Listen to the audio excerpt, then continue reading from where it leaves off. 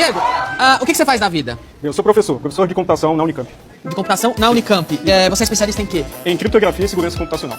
Você é um especialista em segurança da informação. Sim. Pelo que eu entendi, você defende que a urna eletrônica é tão confiável quanto os políticos que se elegem com ela? De certa forma. Aham. Para a eletrônica, eles usam sistemas que produzem também um registro físico do voto, por exemplo, em papel. Então isso permite que você colete esses registros físicos, esses votos, em outra mídia, né, em outra urna, por exemplo, a urna convencional, e no fim da eleição você pode somar, pode fazer uma apuração por amostragem e ver se o software que está no equipamento está se comportando de maneira honesta.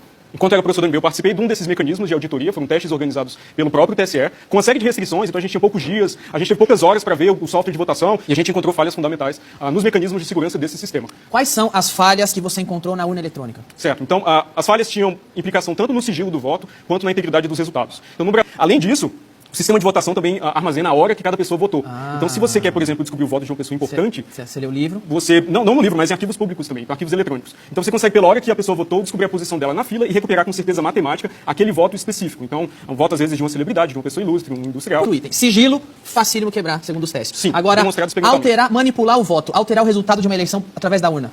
Exato. Então, nós encontramos as condições que permitem a gente, tanto interno quanto externo, manipular o software que é executado nas urnas eletrônicas. Não necessariamente com intervenção manual em cada sistema, mas em alguns pontos, às vezes, que distribuem o software para várias urnas. A gente interno é alguém que trabalha na justiça eleitoral, então tem certa prerrogativa, certo privilégio de acesso ao sistema. Que seria, no caso, um infiltrado de um partido. Poderia ser, sim. Ou do governo, ou de outro partido, que um agente malicioso, um agente malicioso. Privilegiado, por exemplo. E o externo? O externo seria alguém que, às vezes, ele pode ter sido um ex-programador, um ex-funcionário da justiça eleitoral, mas ele é financiado por um partido político e não está dentro da justiça eleitoral. Ele é da máquina ou do governo, ou de outro partido, não é do TSE. É um autônomo, alguém que pode ser pago para fraudar uma eleição. Então, observei, esses problemas, essas vulnerabilidades não são tecnologicamente avançadas, são coisas que eu ensino para os meus alunos de graduação a não cometer. Estudantes da informação conseguiriam resolver os problemas da urna eletrônica que há 17 anos o TSE não resolveu. Sim, talvez não da melhor forma, né? Mas melhor do que está hoje. As soluções estão nos livros texto, não são soluções tecnologicamente sofisticadas. Assim. O TSE defende muito que a gente precisa no Brasil de um sistema sem nenhum tipo de registro físico do voto. Mas sistemas que não têm esse registro físico, eles também não permitem recontagem em caso de suspeita de fraude. Porque qualquer recontagem vai sempre contar os registros eletrônicos que já podem estar fraudados. Então você precisa de um registro físico conferido pelo eleitor para poder fazer uma recontagem e tentar descobrir se o software foi adulterado ou não, por exemplo.